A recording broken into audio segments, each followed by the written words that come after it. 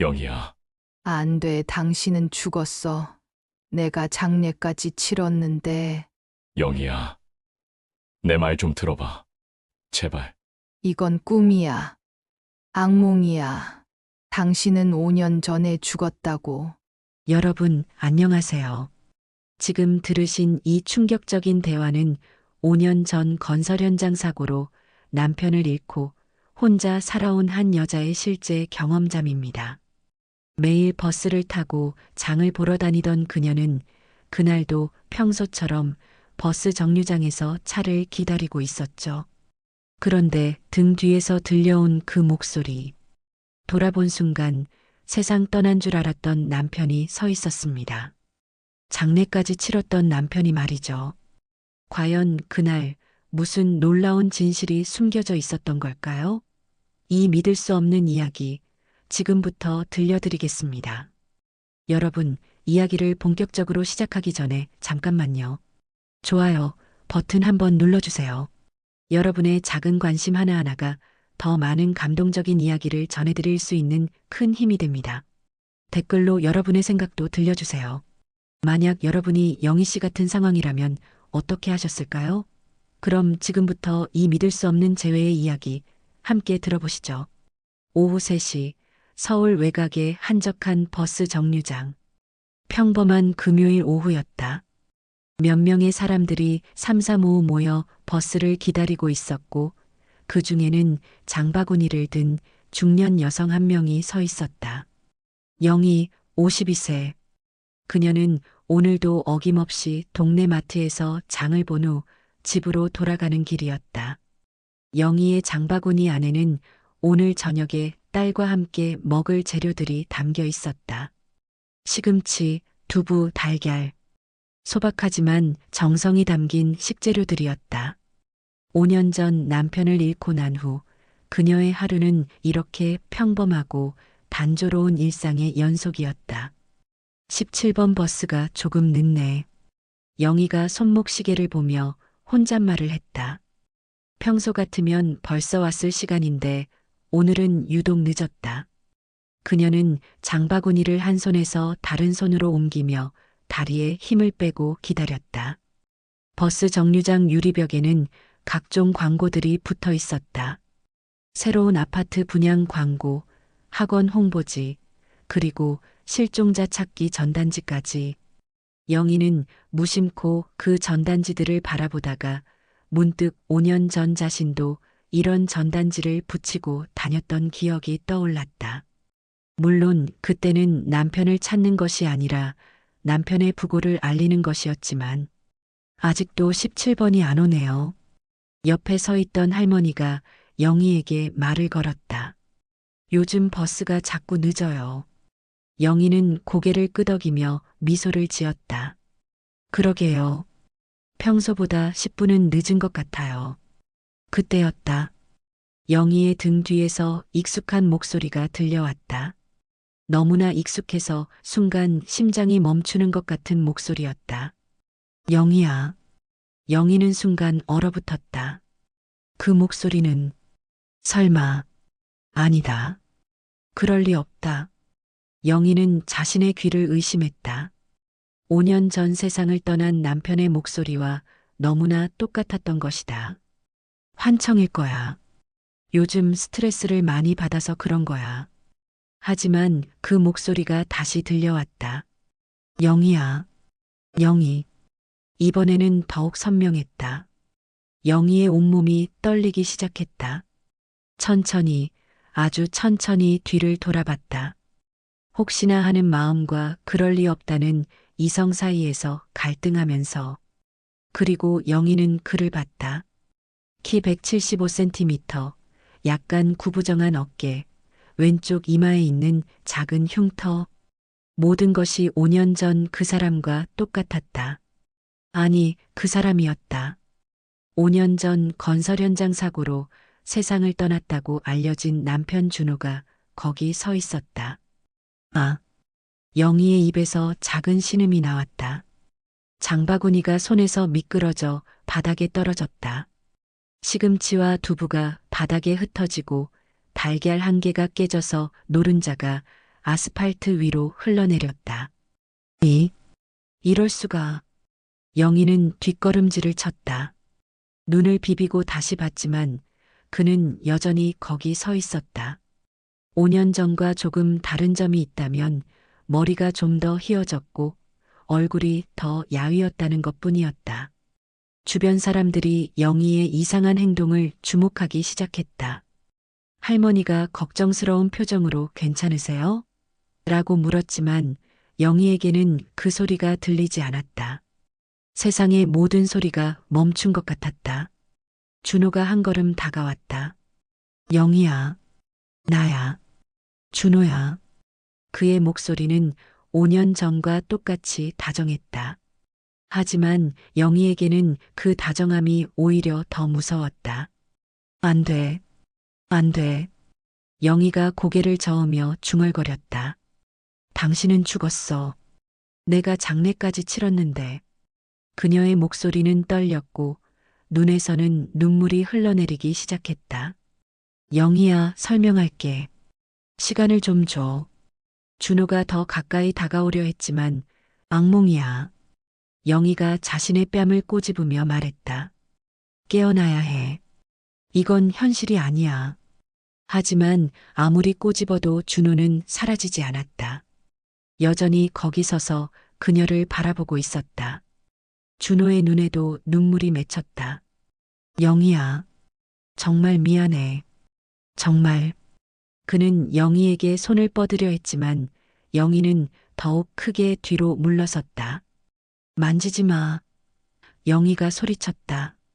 그 순간 버스 정류장에 있던 모든 사람들의 시선이 그들에게 집중됐다. 몇몇 사람들은 핸드폰을 꺼내 이 상황을 촬영하려고 했다.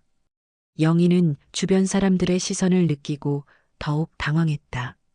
아니야. 이건 아니야.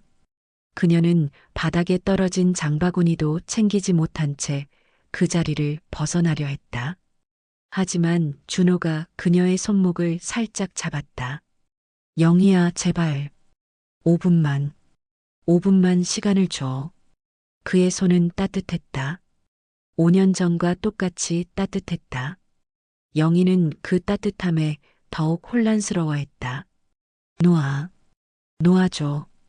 영희가 손을 뿌리치려 했지만 준호는 놓지 않았다. 대신 더욱 간절한 표정으로 그녀를 바라봤다. 내가 죽지 않았어, 영희야. 살아있었어. 지금까지 쭉. 준호의 고백에 영희의 세상이 무너지는 것 같았다. 만약 이것이 진실이라면 자신이 지난 5년간 산 것은 도대체 무엇이었단 말인가? 버스 정류장은 완전히 소란스러워졌다. 사람들은 수군거리며 이 믿을 수 없는 상황을 지켜봤다. 그리고 그 순간 마침내 17번 버스가 도착했다. 하지만 아무도 그 버스에 관심을 기울이지 않았다. 모든 사람의 관심은 이 기적 같은 혹은 악몽 같은 재회에 집중되어 있었다. 17번 버스가 문을 열며 승객들을 기다렸지만 영희는 그 버스를 볼 여유조차 없었다. 그녀의 눈앞에는 오직 5년 전 죽었다고 믿었던 남편만이 서 있을 뿐이었다. 준호는 여전히 영희의 손목을 부드럽게 잡고 있었고 영희는 그 손길이 진짜라는 것을 느끼며 더욱 혼란에 빠졌다. 당신은 죽었어. 영희가 속삭이듯 말했다. 목소리는 떨렸고 마치 유령을 보는 사람처럼 창백했다. 내가 관을 봤어. 내가 직접 관 위에 흙을 뿌렸다고. 그녀의 말은 점점 더 빨라졌다. 화장장에서 쟤까지 받아왔어. 준호는 영희의 말을 들으며 고통스러운 표정을 지었다. 영희야, 그가 말을 시작하려 했지만 영희는 계속해서 뒷걸음질을 쳤다. 아니야. 영희가 고개를 격렬하게 저었다. 이건 말이 안 돼. 경찰이 신원을 확인했어. 병원에서도 확인했다고 했어. 그녀의 목소리가 점점 더 높아졌다. 주변 사람들이 더욱 가까이 다가와 이 상황을 지켜봤다. 버스 기사가 창문을 내리고 소리쳤다. 타실 분 안 계세요? 출발합니다. 하지만 아무도 대답하지 않았다. 모든 사람이 이 드라마틱한 상황에 몰입해 있었다. 영희야, 내 말 좀 들어봐. 준호가 한 걸음 더 가까이 다가갔다. 시간을 좀 줘. 설명할게. 그의 목소리는 간절했다. 하지만 영희에게는 그 간절함조차 무서웠다. 설명? 영희가 비웃듯 말했다. 뭘 설명한다는 거야? 죽은 사람이 어떻게 여기 서 있어? 어떻게 내 이름을 부를 수 있어? 그녀의 눈에서 눈물이 계속 흘러내렸다. 나는 5년 동안 혼자 살았어. 매일 내 무덤에 가서 울었어. 주변에서 지켜보던 할머니가 영희에게 다가왔다. 아가씨, 괜찮아요? 어디 아픈 데 없어요? 할머니는 영희가 정신적인 문제가 있는 것은 아닌지 걱정했다. 죽은 사람을 본다고 하니 말이다. 할머니. 영희가 할머니를 바라봤다. 할머니 눈에도 저 사람이 보여요? 그녀의 목소리는 떨렸다. 혹시 자신만 보이는 환상인 것은 아닐까 하는 마지막 희망이었다. 할머니가 준호를 바라봤다. 물론 보이죠. 멀쩡한 남자분이 서 계시는데. 할머니의 대답에 영희는 더욱 절망했다. 이것은 환상이 아니었다. 정말로 준호가 거기 서 있는 것이었다. 이상하네요. 옆에서 지켜보던 중년 남성이 말했다. 부부 같은데 왜 저렇게 놀라시는 거지? 사람들은 수군거리기 시작했다. 혹시 바람 피운 남편이 돌아온 건가? 아니면 집 나간 남편? 각종 추측들이 난무했다. 영희는 사람들의 시선과 수군거림을 견딜 수 없었다. 다들 그만 봐요. 그녀가 소리쳤다. 이건 여러분이 이해할 수 있는 상황이 아니에요. 하지만 사람들은 더욱 호기심 어린 눈으로 그들을 바라봤다. 준호도 주변 상황이 심상치 않다는 것을 느꼈다. 사람들이 점점 더 많이 모여들고 있었고 누군가는 핸드폰으로 촬영까지 하고 있었다.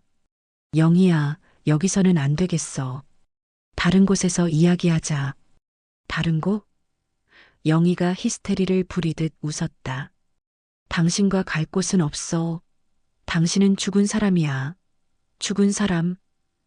그녀는 완전히 패닉 상태였다. 이때 한 젊은 여성이 핸드폰을 들고 다가왔다. 실례하지만 혹시 SNS에 올려도 될까요? 정말 신기한 상황이네요. 영희는 그 말을 듣고 더욱 화가 났다. 안 돼요. 촬영하지 마세요. 영희가 손으로 카메라를 가리며 소리쳤다. 이건 개인적인 일이에요. 하지만 이미 몇 명이 촬영을 시작한 후였다. 준호가 영희를 보호하듯 그녀 앞에 섰다. 촬영 그만하세요. 개인적인 문제입니다. 그의 목소리는 단호했다. 5년 전보다 더 깊고 무게감이 있었다. 여보. 영희가 준호를 바라봤다. 방금 그가 자신을 보호하려는 모습이 너무나 익숙했다. 5년 전 그가 늘 그랬듯이 자신을 지키려 하는 모습이었다. 하지만 곧 정신을 차렸다. 아니야. 당신은 내 남편이 아니야. 영희야. 준호가 다시 그녀의 손을 잡으려 했다. 제발 5분만 시간을 줘. 근처 조용한 곳에서 이야기하자. 영희는 준호의 눈을 바라봤다. 그 눈은 5년 전과 똑같이 진실해 보였다. 하지만 동시에 말할 수 없는 고통과 미안함이 담겨 있었다. 그 눈빛에 영희는 잠시 흔들렸다. 5분? 영희가 떨리는 목소리로 물었다. 5분이면 뭘 설명할 수 있는데? 모든 걸 설명할 수는 없어. 준호가 솔직하게 말했다. 하지만 적어도 내가 왜 여기 있는지는 말할 수 있어. 영희는 망설였다. 이 모든 상황이 너무 비현실적이었다. 하지만 준호의 존재는 분명히 현실이었다. 그의 따뜻한 체온, 익숙한 목소리, 변하지 않은 눈빛. 모든 것이 진짜였다. 마침내 영희가 고개를 끄덕였다. 5분, 5분만. 그녀의 목소리는 간신히 들릴 정도로 작았다. 하지만 설명이 말이 안 되면 다시는 내 앞에 나타나지 마. 준호는 안도의 한숨을 쉬었다. 고마워, 영희야. 그는 영희의 어깨에 손을 올리려 했지만 영희가 몸을 움츠렸다. 아직은 그의 접촉을 받아들일 준비가 되지 않았다. 버스 정류장의 사람들은 여전히 그들을 지켜보고 있었다. 준호는 영희의 떨어진 장바구니를 주워들었다. 시금치는 흙이 묻었고 두부는 포장지가 찢어졌지만 그는 조심스럽게 하나하나 담았다. 가자. 준호가 말했다. 여기서는 너무 시끄러워. 영희는 준호를 따라 걸으면서도 계속 그를 의심의 눈으로 바라봤다. 정말 이 사람이 자신의 남편일까? 아니면 남편과 똑같이 생긴 다른 사람일까? 아니면 정말로 자신이 미쳐가고 있는 것일까? 하지만 한 가지는 확실했다. 앞으로 5분 후 그녀의 인생이 다시 한번 완전히 뒤바뀔 것이라는 점이었다. 버스 정류장에서 5분 거리에 있는 작은 다방. 옛날 다방이라는 간판이 걸린 이곳은 70년대부터 운영되어 온 오래된 찻집이었다. 준호가 영희를 이곳으로 데려온 것은 사람들의 시선을 피하기 위해서였다. 다방 안은 한적했고 단골 어르신 몇 분만이 조용히 차를 마시고 있었다. 준호와 영희는 가장 구석진 자리에 앉았다. 낡은 나무 테이블 위에는 플라스틱 꽃이 꽂힌 작은 화분이 놓여 있었다. 영희는 그 가짜 꽃을 바라보며 생각했다. 저것처럼 내 앞에 있는 이 사람도 가짜일까? 뭘 드릴까요? 다방 아주머니가 다가와 물었다. 준호는 영희를 바라봤다. 영희야, 뭘 마실래? 그 말에 영희는 소스라치게 놀랐다. 5년 동안 아무도 자신을 그렇게 다정하게 부른 적이 없었기 때문이다. 커피. 영희가 작은 목소리로 말했다. 설탕 많이 넣어주세요. 준호는 그녀의 취향을 기억하고 있었다. 영희는 믹스커피 2개분 정도로 달게 해주세요. 저는 블랙으로 주세요. 아주머니가 돌아간 후 둘 사이에는 무거운 침묵이 흘렸다. 영희는 테이블 위에 손을 꼭 쥐고 있었고 준호는 그런 그녀를 조심스럽게 바라봤다. 5년이라는 시간이 그들 사이에 깊은 강처럼 가로놓여 있었다. 그날 이후 준호가 먼저 입을 열었다. 정말 아무것도 기억이 없었어. 그의 목소리는 힘없었다. 병원에서 깨어났을 때 내가 누구인지도 몰랐어. 내 이름도 집 주소도 가족이 있는지도. 영희는 준호의 말을 듣고 있었지만 여전히 믿을 수 없다는 표정이었다. 말도 안 돼. 그녀가 갑자기 목소리를 높였다. 시신도 확인했고 화장까지 했는데 내가 직접 유골함을 받아왔어. 시신을 확인했다고? 준호가 놀란 표정으로 물었다. 누가? 나와 경찰이 같이. 영희의 목소리가 떨렸다. 얼굴이 많이 다쳤지만 신분증이 있었고 키와 몸무게도 맞았어. 그녀는 그날의 끔찍한 기억을 떠올렸다. 준호는 고개를 저었다. 그건 내가 아니었어, 영희야. 그는 주머니에서 낡은 신분증을 꺼냈다. 내 신분증은 여기 있어. 사고 날 때 잃어버렸던 건데 나중에 김씨 할아버지가 찾아주셨어. 영희는 그 신분증을 받아봤다. 분명히 준호의 것이었다. 사진도 이름도 생년월일도 모두 맞았다. 하지만 이것만으로는 설명이 되지 않았다. 그럼 내가 본 시신은 누구였어? 아마 같은 현장에서 일하던 다른 사람이었을 거야. 준호가 조심스럽게 말했다. 얼굴이 많이 다쳤다면 확인하기 어려웠을 테고. 아주머니가 커피를 가져다 줬다. 영희는 뜨거운 커피를 한 모금 마시며 정신을 차리려 했다. 달콤한 맛이 입안에 퍼졌지만 마음은 여전히 혼란스러웠다. 그럼 5년 동안 어디 있었어? 영희가 물었다.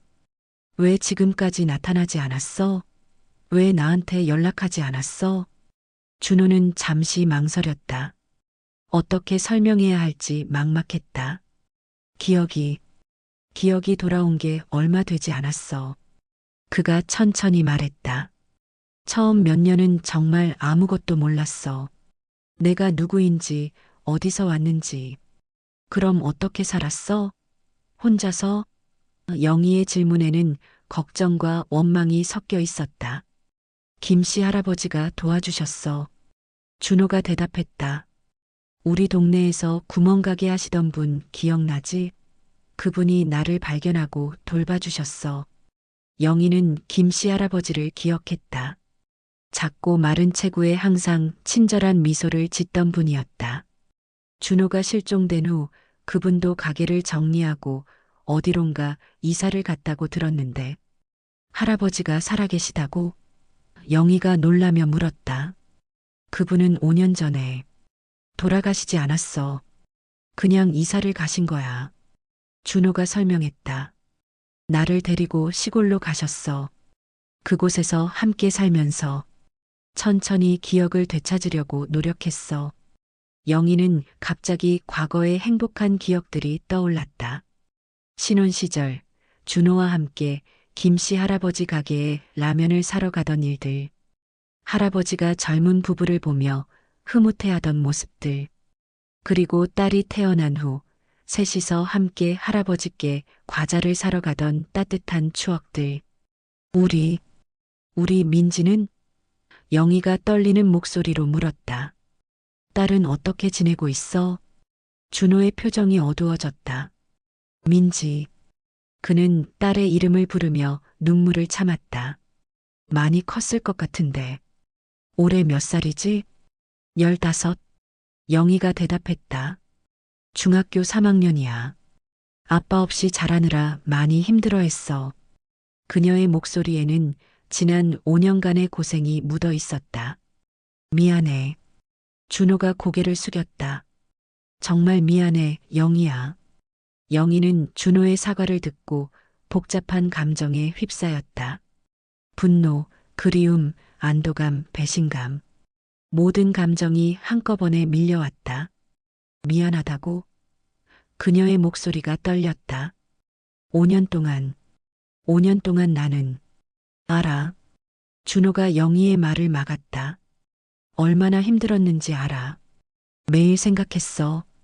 너와 민지가 어떻게 지내고 있을지. 그럼서도 나타나지 않았잖아. 영희가 소리를 높였다. 다방 안에 다른 손님들이 그들을 바라봤다. 나는 매일 내 무덤에 가서 울었어. 민지는 아빠를 그리워하며 매일 밤 울었어. 준호는 아무 말도 할 수 없었다. 영희의 고통이 얼마나 깊었는지 상상만으로도 가슴이 찢어질 것 같았다. 그는 주머니에서 낡은 사진 한 장을 꺼냈다. 이것만 있었어. 준호가 사진을 영희에게 보여줬다. 이 사진 한 장이 내가 가진 전부였어. 그 사진 속에는 웃고 있는 영희와 어린 민지가 있었다. 5년 전 놀이공원에서 찍은 가족 사진이었다. 사진은 많이 낡아서 모서리가 해지고 색도 발해 있었다. 영희는 그 사진을 보고 눈물을 터뜨렸다. 그들이 함께 행복했던 시절의 증거였다. 그리고 준호가 정말로 그들을 그리워했다는 증거이기도 했다. 새벽부터 내린 비는 오후가 되어서도 그칠 줄 몰랐다. 강남구의 한 대형 건설 현장은 빗물로 인해 진흙탕이 되어 있었다. 작업자들은 비옷을 입고 일을 계속하고 있었지만 시야 확보가 어려워 사고 위험이 높아지고 있었다. 준호야, 오늘은 일찍 들어가자. 현장 소장이 준호에게 말했다. 이 비의 크레인 작업은 너무 위험해. 하지만 준호는 고개를 저었다. 괜찮습니다. 오늘 이 작업 끝내야 일정에 차질이 없어요. 그는 며칠 전 영희와 민지를 위해 새 아파트 계약금을 넣었고 돈이 급하게 필요한 상황이었다. 그래도 안전이 우선이야. 소장이 만류했지만 준호는 이미 크레인에 올라가고 있었다. 금방 끝낼게요. 오후 3시경 준호는 20m 높이의 크레인에서 철근을 옮기는 작업을 하고 있었다. 비바람이 점점 더 거세져서 시야가 거의 확보되지 않았다. 그때였다. 위험해. 누군가 아래서 소리쳤다. 준호가 아래를 내려다보니 다른 작업자 박모 씨가 크레인 바로 아래에서 넘어져 있었다. 미끄러운 바닥에 발을 헛디딘 것 같았다. 준호는 주저하지 않고 크레인에서 뛰어내렸다. 20m 높이에서 직접 뛰어내린 것은 아니었지만 급하게 내려오다가 철골에 머리를 강하게 부딪혔다. 의식을 잃고 쓰러진 준호의 주머니에서 신분증이 떨어져 나왔다. 그 순간 큰 벼락이 치면서 정전이 됐다. 현장은 순식간에 아수라장이 됐다. 사람들은 어둠 속에서 부상자들을 찾아 헤맸다. 구급차가 도착했을 때 의식을 잃은 두 사람이 발견됐다. 준호와 박모 씨였다. 하지만 어둠과 빛 때문에 신원 확인이 제대로 이루어지지 않았다. 박모 씨는 머리 부상이 심해 얼굴을 알아볼 수 없을 정도였고 그 옆에 떨어진 준호의 신분증 때문에 박모 씨가 준호로 잘못 인식됐다. 진짜 준호는 의식불명 상태로 다른 병원으로 이송됐지만 신분불명자로 처리됐다. 그래서 준호가 계속 설명했다. 박모 씨가 나로 알려진 채 돌아가셨고 나는 의식불명 상태로 병원에 있었어. 3개월 후에 깨어났지만 기억을 완전히 잃었고 영희는 이 충격적인 진실을 듣고 말문이 막혔다. 그럼 내가 장례 치른 사람은 박모 씨였어. 준호가 고개를 숙였다. 50대 중반, 키와 몸무게가 나와 비슷했던 분이었어. 가족이 없으셔서 아무도 신원을 확인할 사람이 없었대. 영희는 충격에 휩싸였다. 5년간 자신이 남편의 무덤이라고 생각하고 찾아갔던 곳이 전혀 다른 사람의 무덤이었다는 것이다. 아니야. 이건 말이 안 돼.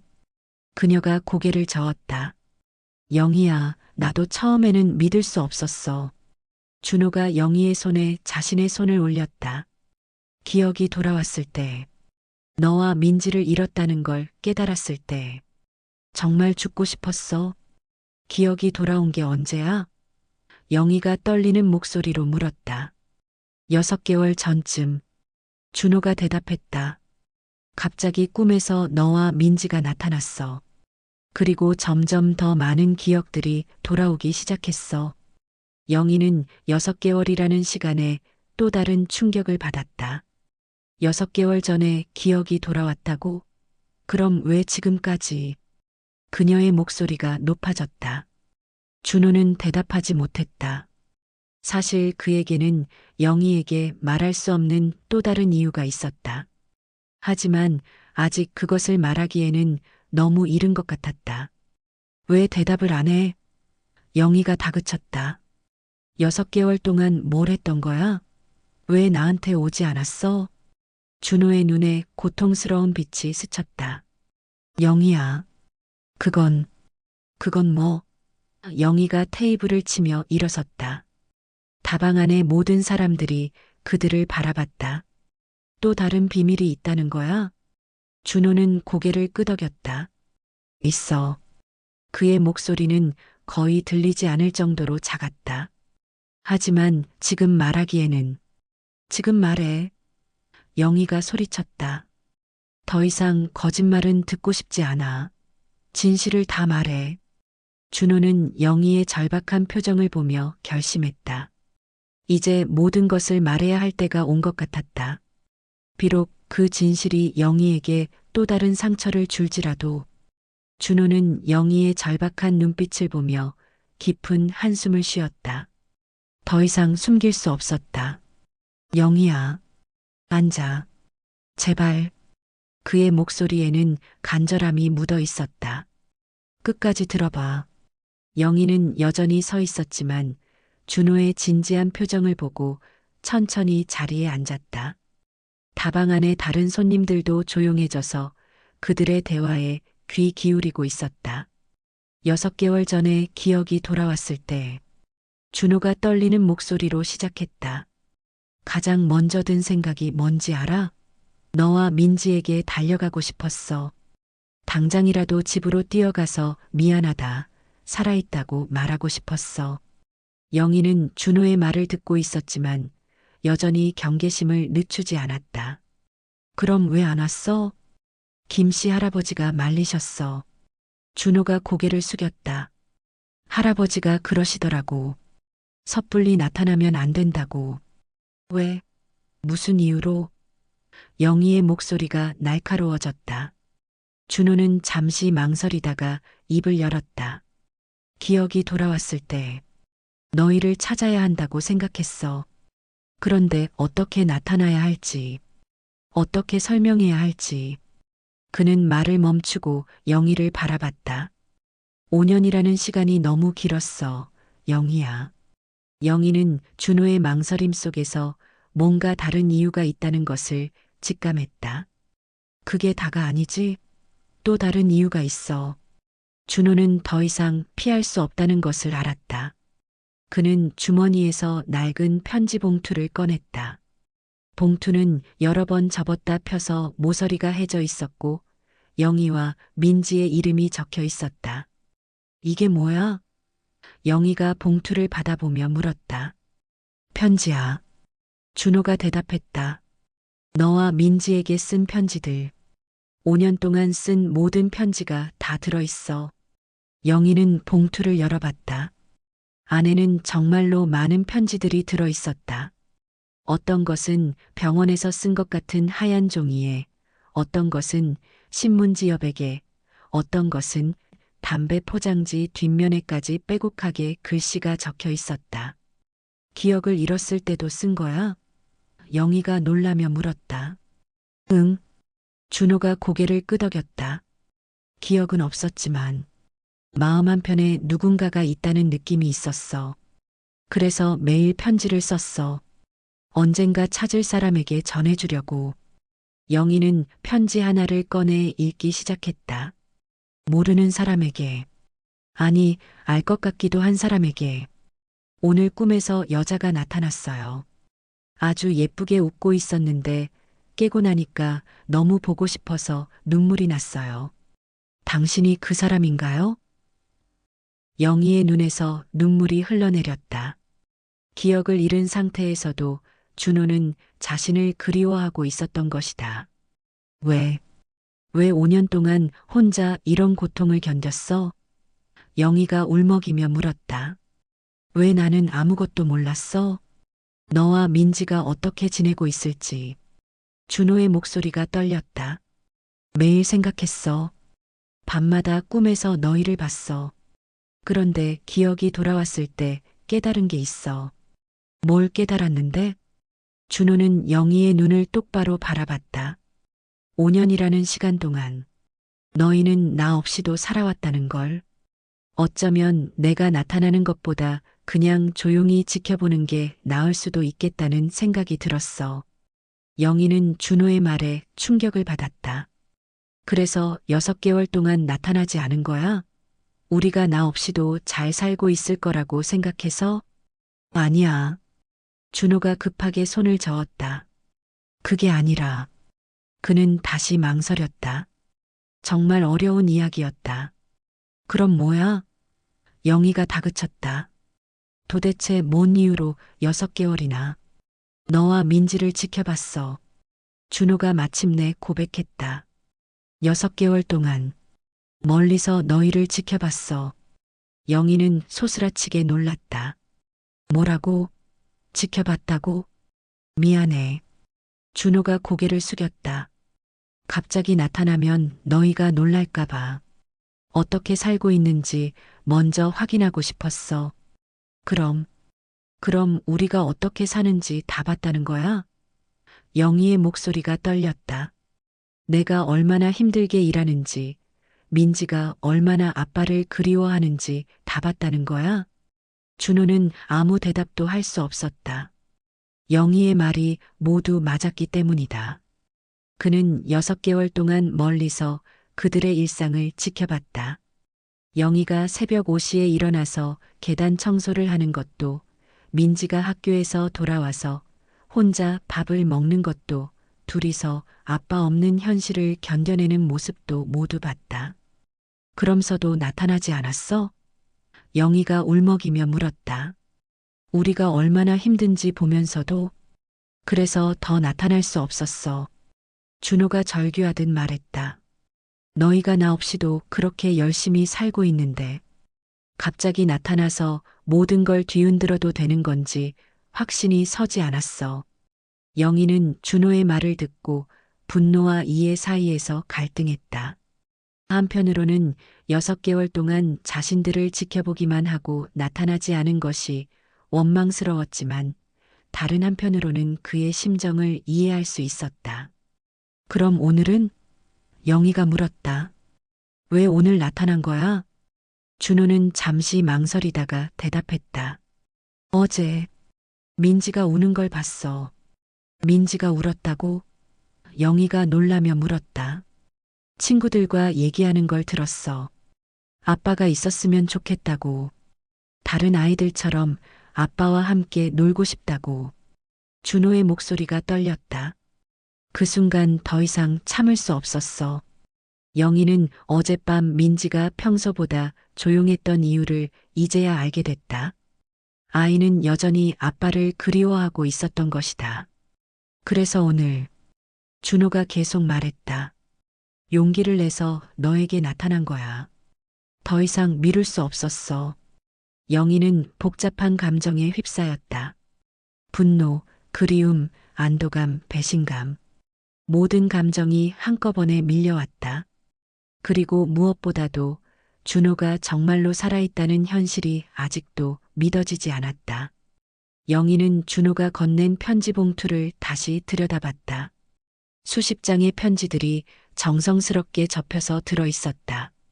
어떤 편지는 깨끗한 편지지에, 어떤 것은 찢어진 종이에, 심지어 냅킨에까지 써진 것들이 있었다.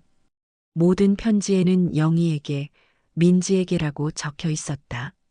이 편지들, 영희가 떨리는 손으로 편지를 하나씩 펼쳐보며 말했다. 정말 5년 동안 쓴 거야? 매일 썼어. 준호가 고개를 끄덕였다. 기억이 없을 때도, 기억이 돌아온 후에도 매일 밤 너희에게 편지를 썼어. 언젠가 전해줄 수 있을 거라고 믿으면서. 영희는 또 다른 편지를 펼쳤다. 날짜를 보니 3년 전에 쓴 것이었다. 영희야, 오늘 길에서 너와 비슷한 뒷모습을 가진 여자를 봤어. 혹시나 해서 따라갔는데 다른 사람이었어. 그래도 잠깐 동안 심장이 뛰었어. 너는 지금 어디서 뭘 하고 있을까? 행복하게 살고 있을까? 이걸 보면 영희가 편지를 내려놓으며 말했다. 기억이 돌아오기 전에도 나를 찾으려고 했다는 거네? 응. 준호가 대답했다. 정확한 기억은 없었지만 마음 깊은 곳에서 누군가를 찾아야 한다는 느낌이 계속 있었어. 김씨 할아버지가 그러시더라고. 내가 깨어나자마자 영희, 민지라는 이름을 계속 불렀다고. 영희는 편지 봉투를 뒤져보다가 뭔가 단단한 것이 만져지는 것을 느꼈다. 이게 뭐야? 그녀가 봉투 깊숙한 곳에서 작은 봉지를 꺼냈다. 아, 준호가 당황한 표정을 지었다. 그건 영희가 봉지를 열어보니 작은 반지 하나가 들어 있었다. 그것은 그들의 결혼 반지였다. 하지만 반지는 원래보다 작게 만들어져 있었다. 우리 결혼 반지? 영희가 놀라며 물었다. 어떻게 이게 여기에? 사고 날 때 반지를 끼고 있었어. 준호가 설명했다. 병원에서 깨어났을 때 손가락이 부어서 빼낼 수가 없었는데 나중에 의사가 잘라서 빼줬어. 그런데 반지가 많이 휘어져서 영희는 반지를 자세히 들여다봤다. 정말로 원래 모양과 달랐다. 압력을 받아서 찌그러진 흔적이 있었고 안쪽에 새겨져 있던 글자도 일부가 지워져 있었다. 이걸 왜 고치지 않았어? 영희가 물었다. 고칠 수 없었어. 준호가 쓸쓸하게 웃었다. 돈도 없었고, 그리고 그게 내가 겪은 일의 증거 같았어. 이 반지처럼 내 인생도 완전히 망가져 버렸다는. 영희는 반지를 자신의 손가락에 끼워봤다. 예전보다 작아졌지만 여전히 들어갔다. 5년 동안 그녀도 많이 야위어 있었기 때문이다. 그런데 이것만으로는 영희가 말을 시작하다가 멈췄다. 아직도 믿기 어려워. 정말 내가 맞는지. 준호는 영희의 의심을 이해했다. 5년이라는 시간, 그리고 죽었다고 믿었던 사람의 갑작스러운 출현. 그 누구라도 쉽게 믿기 어려운 상황이었다. 또 다른 증거가 필요해? 준호가 물었다. 영희는 고개를 끄덕였다. 미안해. 하지만 이 모든 게 너무 갑작스러워서. 준호는 이해한다는 표정으로 고개를 끄덕였다. 그리고 셔츠의 단추를 풀기 시작했다. 이걸 봐. 뭘 하는 거야? 영희가 당황하며 물었다. 준호는 셔츠를 벗어서 가슴 부분을 보여줬다. 거기에는 크고 깊은 수술 흉터가 있었다. 가슴 한가운데서 시작해서 옆구리까지 이어지는 긴 흉터였다. 이게 영희가 숨을 들이쉬며 말했다. 사고 때 갈비뼈가 부러져서 폐를 찔렀어. 준호가 설명했다. 6시간 동안 수술받았대. 의사가 그러는데 기적적으로 살아났다고. 영희는 그 흉터를 보고 준호가 얼마나 큰 사고를 당했는지 실감했다. 그 흉터는 절대 가짜로 만들 수 없는 것이었다. 5년이라는 시간의 흔적이 고스란히 남아 있었다. 그리고 이것도. 준호가 왼쪽 팔을 보여줬다. 팔뚝에는 여러 개의 작은 흉터들이 있었다. 재활 치료받을 때 생긴 거야. 기억을 잃어서 자해를 했었어. 영희는 준호의 상처투성이 몸을 보며 가슴이 아팠다. 그가 5년 동안 얼마나 고통스러웠을지 상상만으로도 끔찍했다. 아파봤구나. 영희가 떨리는 목소리로 말했다. 많이 아팠겠어. 몸의 아픔보다. 준호가 셔츠를 다시 입으며 말했다. 너희를 잃었다는 마음의 아픔이 더 컸어. 영희는 이제 준호가 정말로 자신의 남편이라는 것을 확신하기 시작했다. 하지만 아직도 풀리지 않는 의문들이 있었다. 그럼 김씨 할아버지는? 영희가 물었다. 정말 할아버지가 너를 돌봐주신 거야? 그래. 준호가 고개를 끄덕였다. 할아버지가 없었다면 나는 진작에 죽었을 거야. 할아버지는 지금 어디 계세요? 준호의 표정이 어두워졌다. 할아버지가 나한테 부탁하신 게 있어. 무슨 부탁? 너와 민지를 만나기 전에. 준호가 망설이며 말했다. 할아버지를 먼저 만나보라고 하셨어. 할아버지가 직접 설명해주고 싶은 게 있다고. 영희는 갑자기 불안해졌다. 무슨 설명? 또 다른 비밀이 있다는 거야? 영희야. 준호가 영희의 손을 잡았다. 할아버지를 만나보자. 그러면 모든 게 다 명확해질 거야. 영희는 준호의 진실한 눈빛을 보며 결심했다. 이미 여기까지 온 이상 모든 진실을 알아야 했다. 설령 그것이 또 다른 충격이라고 하더라도. 좋아. 영희가 고개를 끄덕였다. 할아버지를 만나보자. 하지만 이번에도 거짓말이 있다면. 없어. 준호가 단호하게 말했다. 이제 더 이상 숨길 것도 거짓말할 것도 없어. 영희는 준호의 약속을 믿기로 했다. 그리고 김씨 할아버지라면 정말로 모든 것을 명확하게 설명해 줄 수 있을 것 같았다. 할아버지는 항상 진실한 분이었으니까. 그럼 언제 만날까?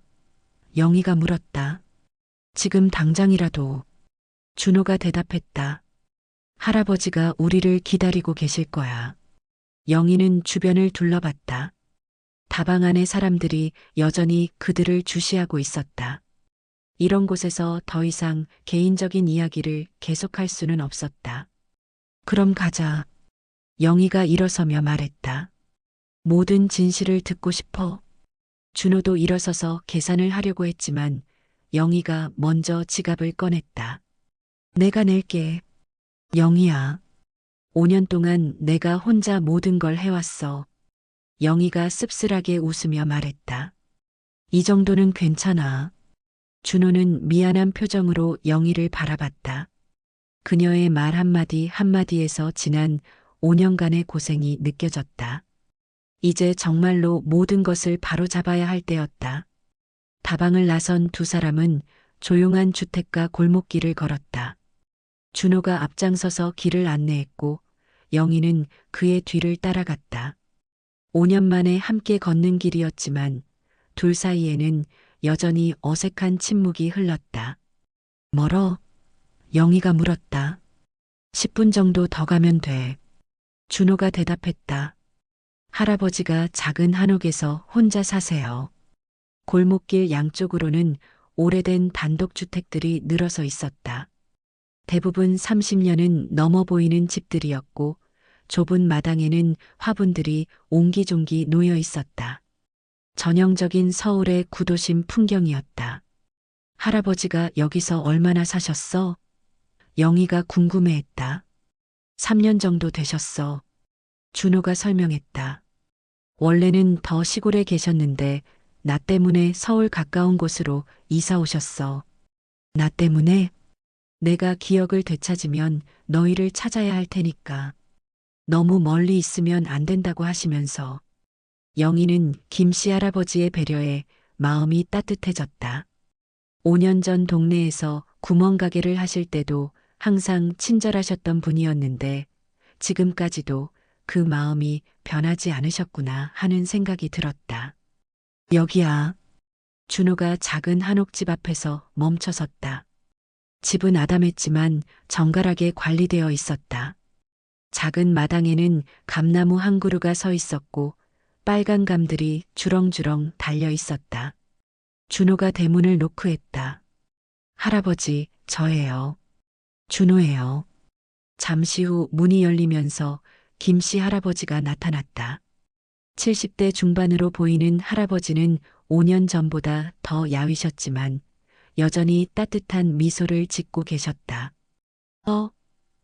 할아버지가 영희를 보고 놀라셨다. 영희야? 정말 영희 맞니? 할아버지. 영희도 눈물이 나려고 했다. 정말 오랜만이에요. 그래. 많이 컸구나. 할아버지가 영희의 손을 잡으며 감격해 하셨다. 준호가 너를 데리고 올 거라고는 했는데 정말 오니까 꿈 같네. 들어가세요. 준호가 말했다. 안에서 이야기해요. 한옥 안은 소박하지만 깔끔했다. 거실에는 낮은 소파와 작은 차 테이블이 있었고 벽에는 서예 작품 몇 점이 걸려 있었다. 할아버지가 직접 쓰신 것 같았다. 차라도 한잔하자. 할아버지가 부엌으로 가시며 말씀하셨다. 영희야, 편하게 앉아라. 영희는 소파에 앉으면서 주변을 둘러봤다. 거실 한쪽에는 준호의 사진들이 놓여 있었다. 병원에서 찍은 것 같은 사진도 있었고 재활 치료받는 모습의 사진도 있었다. 5년간의 기록이 고스란히 남아 있었다. 할아버지가 이 사진들을 다 찍으신 거예요? 영희가 준호에게 물었다. 네. 할아버지가 기록을 남겨야 한다고 하시면서 준호가 대답했다. 나중에 너희에게 보여주려고 하신 거예요. 할아버지가 차를 가져오시며 앉으셨다. 영희야, 준호한테서 대략적인 이야기는 들었지? 네. 영희가 고개를 끄덕였다. 하지만 아직도 이해가 안 되는 부분이 많아요. 그럴 거야. 할아버지가 따뜻하게 웃으셨다. 내가 자세히 설명해 줄게. 할아버지는 찻잔을 한 모금 마신 후 이야기를 시작하셨다. 5년 전 그날 나는 우연히 병원에 있었어. 지병 때문에 정기 검진을 받으러 갔다가 응급실이 소란스러워서 무슨 일인가 했지. 그때 할아버지가 병원에 계셨다고요? 영희가 놀라며 물었다. 그래. 그런데 의식불명으로 들어온 환자가 있는데 신원 확인이 안 된다는 거야. 얼굴에 상처도 있고 가진 게 아무것도 없어서. 할아버지가 계속 설명하셨다. 그 환자가 준호였던 거네요. 맞아. 나는 그 환자가 우리 동네 준호라는 걸 금방 알아봤어. 상처가 있어도 얼굴이 숨겨지지는 않더라고. 할아버지의 목소리에 안타까움이 묻어 있었다. 그럼 왜 바로 저한테 연락 안 하셨어요? 영희가 급하게 물었다. 제가 얼마나 찾아다녔는지 아세요? 할아버지는 잠시 망설이셨다. 영희야, 그때 또 다른 문제가 있었어. 무슨 문제요? 할아버지가 준호를 바라보셨다. 준호는 고개를 끄덕이며 할아버지에게 말해달라는 표정을 지었다. 준호가 사고 나기 며칠 전에 나한테 상담을 하러 온 적이 있어. 할아버지가 무거운 목소리로 말씀하셨다. 상담이요? 영희가 의아해했다. 돈 문제였어. 할아버지가 솔직하게 말씀하셨다. 준호가 큰 빚을 지고 있었거든. 영희는 깜짝 놀랐다. 빚이요? 무슨 빚? 준호가 고개를 숙였다. 영희야, 미안해. 너한테 말하지 못했어. 무슨 빚이었어? 영희의 목소리가 떨렸다. 새 아파트 계약금. 준호가 작은 목소리로 말했다. 너와 민지에게 더 좋은 집에서 살게 해주고 싶어서 무리해서 대출을 받았어. 그게 얼마나 된다고? 5천만 원. 준호가 대답했다. 사채에서 빌린 거였어. 은행에서는 대출이 안 됐거든. 영희는 충격에 빠졌다. 5천만 원이라는 큰 돈을 사채에서 빌렸다니. 왜 나한테 말하지 않았어? 너를 걱정시키고 싶지 않았어. 준호가 미안한 표정으로 말했다. 혼자서 해결할 수 있을 거라고 생각했어. 할아버지가 말씀을 이어가셨다. 문제는 사채업자들이 점점 더 위협적으로 나왔다는 거야. 준호가 못 갚으면 가족한테 해를 끼치겠다고 협박까지 했어. 협박까지? 영희가 경악했다. 그래서 준호가 나한테 상담을 온 거야. 어떻게 해야 할지 모르겠다고. 할아버지의 목소리가 무거워졌다. 그런데 며칠 후에 사고가 난 거지. 영희는 이제 상황을 이해하기 시작했다. 그럼 할아버지가 준호를 숨긴 이유는 사채업자들 때문이었어. 할아버지가 고개를 끄덕이셨다. 준호가 죽었다고 알려지면 그들도 더 이상 너희 가족을 괴롭히지 않을 거라고 생각했어. 그래서 박모 씨가 준호로 잘못 알려진 것도 그냥 두신 거예요? 영희가 물었다. 미안해, 영희야. 할아버지가 고개를 숙이셨다. 너희가 고생할 거라는 걸 알면서도 준호와 너희 가족의 안전을 위해서는 어쩔 수 없는 선택이었어. 영희는 복잡한 감정에 휩싸였다. 한편으로는 할아버지와 준호의 선택을 이해할 수 있었지만 다른 한편으로는 5년간 자신이 겪은 고통을 생각하니 원망스럽기도 했다. 그럼 사채업자들은? 영희가 물었다. 지금은 어떻게 됐어요? 할아버지와 준호가 서로를 바라봤다. 둘 다 뭔가 말하기 어려운 표정이었다. 영희야. 준호가 조심스럽게 말했다. 그것도 설명해야 할 게 있어. 영희는 또 다른 비밀이 있다는 것을 직감했다. 뭐가 또 있어? 할아버지가 깊은 한숨을 쉬셨다. 사실, 사채업자들이 아직도 너희를 찾고 있어. 영희의 얼굴이 창백해졌다. 뭐라고요? 아직도 찾고 있다고요? 그녀의 목소리가 떨렸다. 5년이나 지났는데? 할아버지가 무겁게 고개를 끄덕이셨다. 사채업자들은 그렇게 쉽게 포기하지 않아. 특히 큰 돈일 때는 더욱 그래.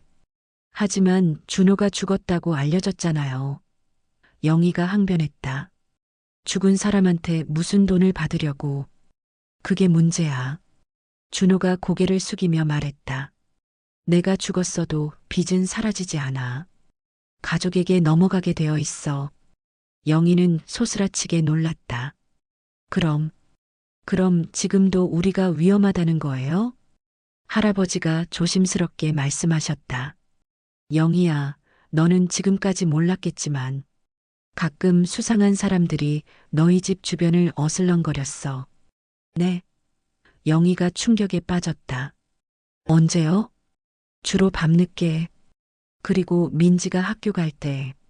준호가 대답했다.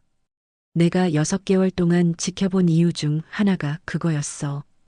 혹시 위험한 일이 생기면 바로 나타나려고. 영희는 등골이 오싹해졌다. 자신들이 모르는 사이에 그런 위험에 노출되어 있었다니. 그럼 우리는 계속 위험한 상황에 있었던 거네요? 그래서 내가 더 조심스러웠어. 준호가 설명했다. 갑자기 나타나서 함께 살기 시작하면 사채업자들이 내가 살아있다는 걸 알게 될 수도 있어. 그럼 상황이 더 복잡해져. 할아버지가 찻잔을 내려놓으며 말씀하셨다. 그래서 우리가 계획을 세웠어. 무슨 계획이요? 영희가 물었다. 사채업자들을 완전히 정리하는 계획. 할아버지의 목소리가 단호해졌다. 이 문제를 근본적으로 해결하지 않으면 너희 가족이 평생 불안에 시달릴 수밖에 없어. 영희는 할아버지의 말에 불안해졌다. 정리한다는 게 무슨 뜻이에요? 준호가 할아버지를 바라본 후 영희에게 말했다. 영희야, 사실 할아버지가 예전에 특별한 일을 하셨어. 특별한 일? 할아버지가 쓴웃음을 지으셨다. 영희야, 나는 젊었을 때 경찰이었어. 조직폭력배 담당 형사였지. 영희는 깜짝 놀랐다. 평생 구멍가게만 하시는 줄 알았던 할아버지가 경찰 출신이라니. 정말이에요? 30년간 경찰 일을 했어. 퇴직 후에 구멍가게를 시작한 거지. 할아버지가 설명하셨다. 그래서 이런 일들에 대해 잘 알고 있어. 그럼 할아버지가 사채업자들을. 영희가 말을 이어가려 했지만 할아버지가 손을 들어 말렸다. 합법적으로 해결하는 방법을 찾고 있어. 할아버지가 안심시키듯 말씀하셨다. 내 옛 동료들이 아직 현직에 있거든. 그들과 함께 증거를 모으고 있어. 준호가 덧붙였다. 지난 6개월 동안 할아버지와 함께 사채업자들의 불법행위 증거를 수집했어. 이제 거의 다 모았어. 그럼 영희가 희망적인 목소리로 물었다. 곧 해결될 수 있다는 거예요? 그래. 할아버지가 고개를 끄덕이셨다. 다음 주쯤이면 경찰이 일제히 검거할 예정이야. 그러면 너희 가족에 대한 위협도 완전히 사라질 거야. 영희는 안도감과 동시에 복잡한 감정에 휩싸였다. 그럼 그동안 준호가 나타나지 않은 건 우리 가족을 지키기 위해서였구나. 영희가 스스로 답을 찾았다. 준호가 영희의 손을 잡았다. 영희야, 정말 미안해. 너한테 다 말하지 못해서, 혼자 고생하게 해서. 영희는 준호의 손을 뿌리치지 않았다. 이제야 모든 상황이 이해됐기 때문이다. 그럼 앞으로는? 다음 주면 모든 게 정리돼. 준호가 확신에 찬 목소리로 말했다. 그러면 우리가 정말로 새로운 시작을 할 수 있어. 할아버지가 미소를 지으시며 말씀하셨다. 그때까지만 조금 더 기다려주면 돼. 이제 진짜로 끝이 보여. 영희는 눈물을 참지 못했다. 분노, 안도감, 그리움. 모든 감정이 한꺼번에 밀려왔다. 바보야. 그녀가 울먹이며 말했다. 정말 바보야. 왜 혼자서 다 해결하려고 했어? 미안해. 준호도 눈물을 흘렸다. 정말 미안해, 영희야. 할아버지가 두 사람을 바라보며 흐뭇해 하셨다. 이제 정말로 가족이 다시 뭉칠 수 있겠구나. 그런데 영희가 갑자기 생각난 듯 물었다.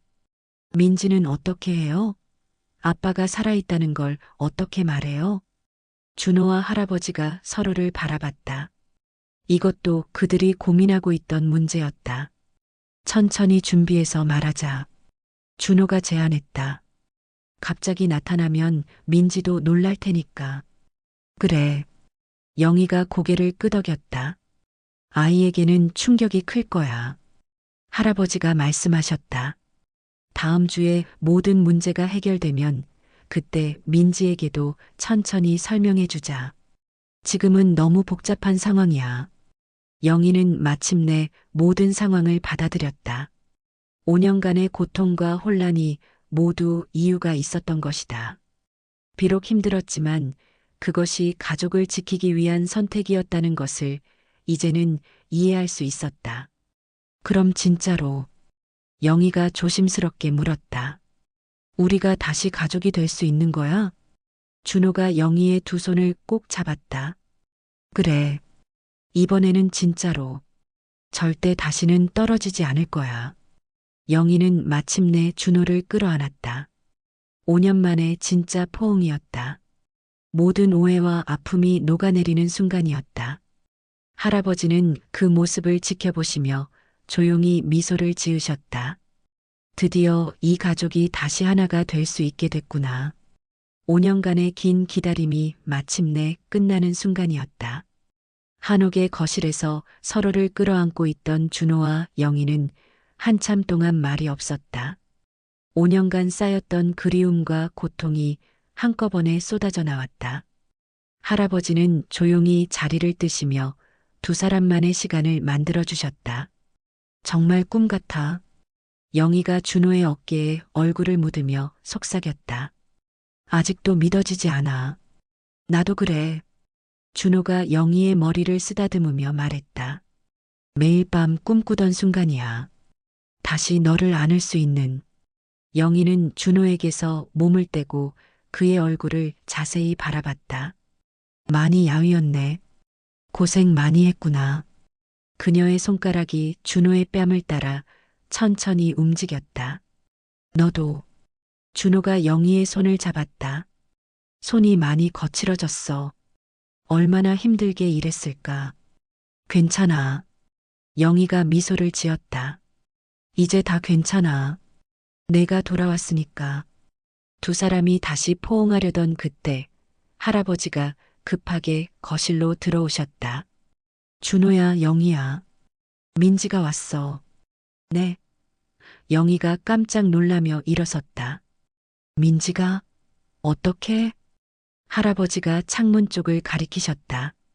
마당에서 목소리가 들리더니 대문 앞에 서 있어. 영희는 당황했다. 어떻게 이곳을 알고? 그때 대문에서 민지의 목소리가 들려왔다. 할아버지, 할아버지 계세요? 엄마 봤어요? 영희와 준호는 서로를 바라봤다. 준호는 급하게 일어나서 안방으로 숨으려고 했지만 이미 늦었다. 대문이 열리는 소리가 들렸다. 할아버지, 민지의 목소리가 점점 가까워졌다. 엄마가 집에 없어서 혹시 여기. 민지가 거실 문을 열고 들어오다가 멈췄다. 거기에는 엄마와 함께 낯선 남자가 서 있었다. 하지만 그 남자는 완전히 낯선 사람은 아니었다. 어디서 본 것 같은 느낌이 들었다. 엄마. 민지가 조심스럽게 불렀다. 왜 울었어? 눈이 빨갛잖아. 영희는 어떻게 대답해야 할지 몰랐다. 갑작스러운 상황에 완전히 당황했다. 민지야, 너 어떻게 여기를? 엄마가 집에 없어서 찾아다녔어. 마트 아주머니가 할아버지 집 방향으로 가는 걸 봤다고 해서. 민지가 설명하다가 다시 준호를 바라봤다. 그런데 이분은 누구세요? 침묵이 흘렀다. 영희는 말을 할 수 없었고 준호는 딸을 보는 것만으로도 눈물이 나려고 했다. 5년 동안 7살이었던 꼬마가 이제 15살 중학생이 되어 있었다. 민지야, 할아버지가 나서셨다. 일단 앉아라. 할아버지가 설명해 줄게. 하지만 민지는 계속 준호를 바라보고 있었다. 뭔가 이상한 기분이 들었다. 익숙하면서도 낯선 느낌. 그리고 그 남자의 눈에서 흘러내리는 눈물. 아저씨, 민지가 조심스럽게 물었다. 왜 우세요? 준호는 대답할 수 없었다. 목이 메어서 소리가 나오지 않았다. 딸이 이렇게 컸구나. 이렇게 예쁘게 자랐구나. 하지만 자신을 알아보지 못하는 것이 너무나 당연하면서도 가슴 아팠다. 민지가 한 걸음 더 가까이 다가왔다. 이상해. 그녀가 준호의 얼굴을 자세히 들여다봤다. 어디서 본 것 같은데. 영희가 떨리는 목소리로 말했다. 민지야, 앉아라. 엄마가 설명해 줄게. 싫어요. 민지가 고개를 저었다. 먼저 이분이 누구인지 알고 싶어요. 왜 엄마가 울고 계세요? 이분 때문인가요? 준호가 마침내 입을 열었다. 민지야. 그 순간 민지의 온몸이 얼어붙었다. 그 목소리. 어디서 들어봤다. 아니, 들어본 정도가 아니라 너무나 익숙한 목소리였다. 꿈에서 수없이 들었던 목소리. 기억 저편에서 자신을 부르던 목소리. 이 목소리. 민지가 떨리며 말했다. 준호는 무릎을 꿇고 민지와 눈높이를 맞췄다. 민지야. 아빠야. 네. 민지가 뒷걸음질을 쳤다. 뭐라고요? 아빠야, 민지야. 아빠가 돌아왔어. 준호의 목소리는 떨렸지만 확신에 차 있었다. 민지는 고개를 격렬하게 저었다. 아니야. 아빠는 죽었어. 엄마가 그랬어. 하늘나라에 갔다고. 미안해. 준호가 눈물을 흘리며 말했다. 정말 미안해, 민지야. 아빠가 너무 늦었지? 민지는 준호의 얼굴을 뚫어지게 바라봤다. 5년 전의 기억이 희미하게 떠올랐다. 놀이공원에서 함께 놀던 아빠. 높은 어깨에서 세상을 내려다보던 기억. 자장가를 불러주던 따뜻한 목소리. 정말 아빠예요? 민지의 목소리가 떨렸다. 준호가 주머니에서 그 낡은 가족 사진을 꺼냈다. 이거 기억나? 놀이공원에서 찍은 사진. 민지는 그 사진을 보고 충격을 받았다. 분명히 자신이 어렸을 때 찍은 사진이었다. 어떻게 이게. 아빠가 5년 동안 가지고 있었어. 준호가 설명했다. 매일 이 사진을 보면서 너와 엄마를 그리워했어. 민지의 눈에서도 눈물이 흘러내렸다. 그럼 정말 아빠가 맞아요? 그래. 준호가 손을 뻗었다. 아빠야, 민지야. 민지는 잠시 주저하다가 준호에게 달려들었다. 아빠. 그녀는 준호의 품에 안기며 대성통곡했다. 아빠. 정말 아빠야. 미안해, 민지야. 정말 미안해. 준호도 딸을 꼭 안으며 울었다. 아빠가 너무 늦었지? 괜찮아요. 돌아오셨으니까 괜찮아요. 민지가 울먹이며 말했다. 아빠, 이번에는 어디 안 가죠? 안 가. 준호가 단호하게 말했다. 절대 안 가. 평생 너희 곁에 있을 거야. 영희도 다가와서 세 사람이 함께 안았다. 5년 만에 완전해진 가족의 모습이었다. 할아버지는 그 광경을 보며 조용히 눈물을 닦으셨다. 우리 가족이 다시 뭉쳤구나. 할아버지가 감격해 하셨다. 민지가 아빠의 품에서 얼굴을 들며 물었다. 아빠, 그런데 왜 지금까지 안 나타나셨어요? 엄마랑 나 얼마나 보고 싶었는데. 준호와 영희가 서로를 바라봤다. 이제 딸에게도 모든 것을 설명해야 할 때였다. 하지만 15살 아이가 이해하기에는 너무 복잡한 이야기였다. 천천히 설명해 줄게. 영희가 딸의 머리를 쓰다듬으며 말했다. 지금은 아빠가 돌아왔다는 것만 알고 있으면 돼. 네. 민지가 고개를 끄덕였다. 지금은 설명보다도 아빠가 돌아왔다는 사실이 더 중요했다. 아빠, 민지가 다시 준호를 안으며 말했다. 정말 꿈이 아니죠? 꿈이 아니야. 준호가 딸의 등을 토닥이며 말했다. 이제 정말로 함께 살 수 있어. 세 사람은 한참 동안 서로를 안고 있었다.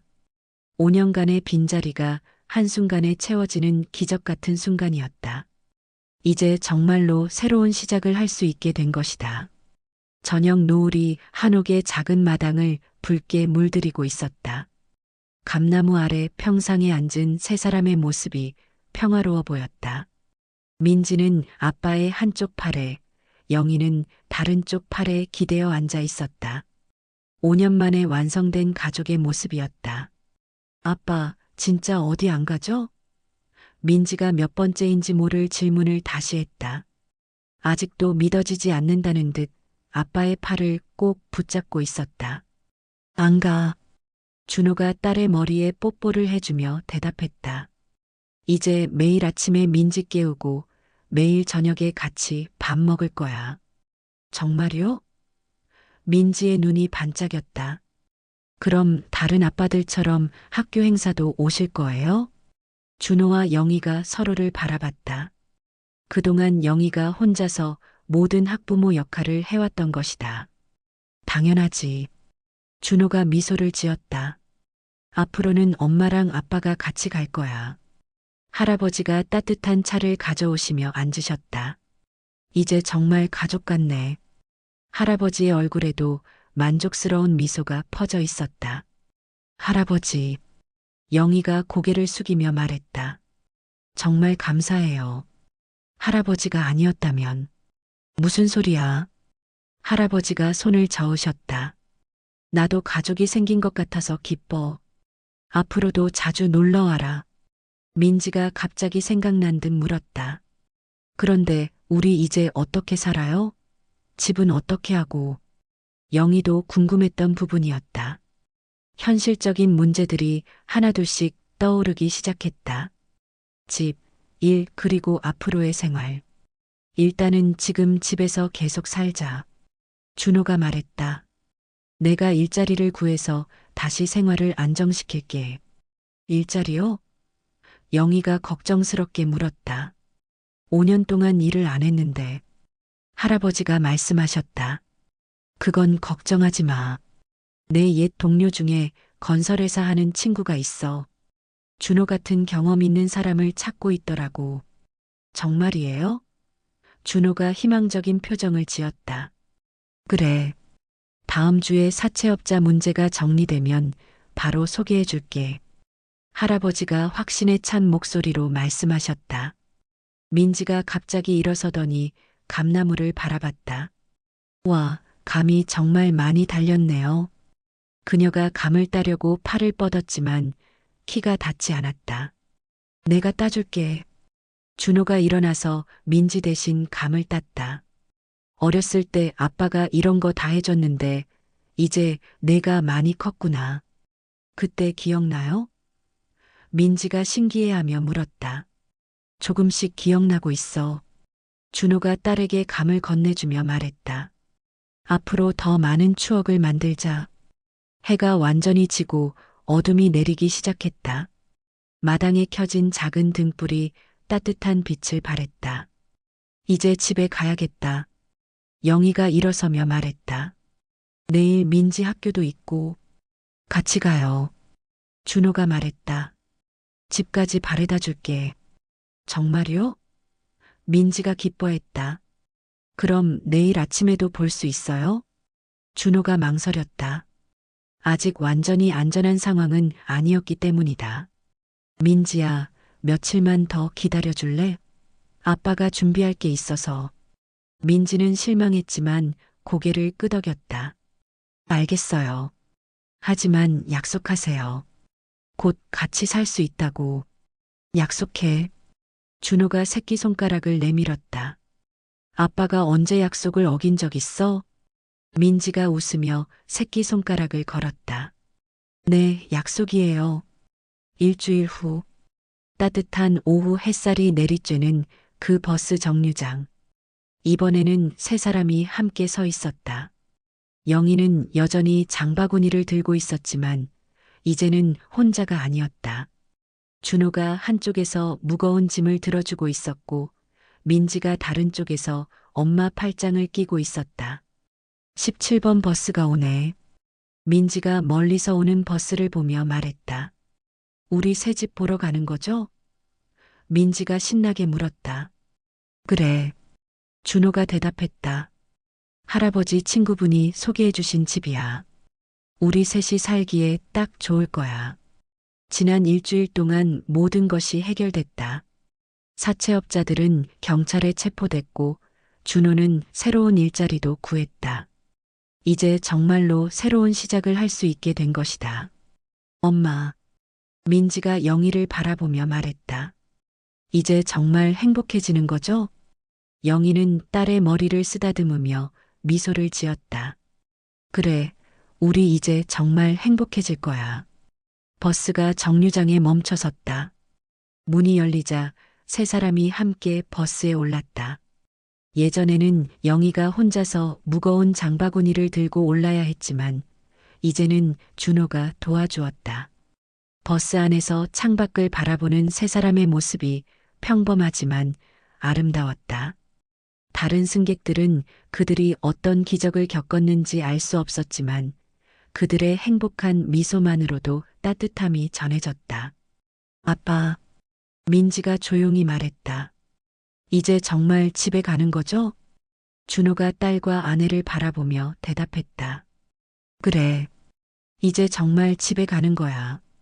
햇살이 버스 창문을 통해 들어와 세 사람을 따뜻하게 감쌌다. 민지의 웃음소리가 바람에 날리며 영희의 편안한 한숨이 들렸다. 준호는 두 사람을 바라보며 조용히 미소를 지었다.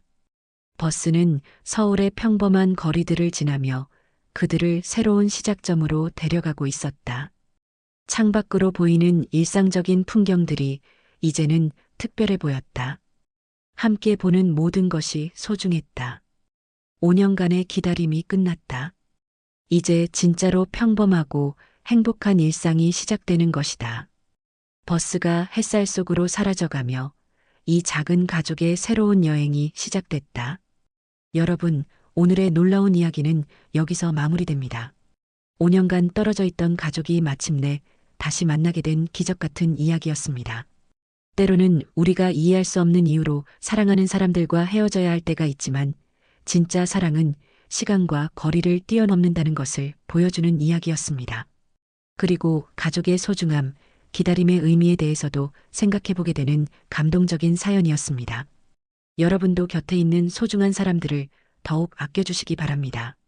오늘 이야기가 감동적이었다면 좋아요와 구독 부탁드리고 댓글로 여러분의 생각도 들려주세요. 다음에도 더 따뜻하고 감동적인 이야기로 찾아뵙겠습니다. 지난번 영상에 댓글 적어주신 분들, 구독 눌러주신 분들, 진심으로 감사합니다.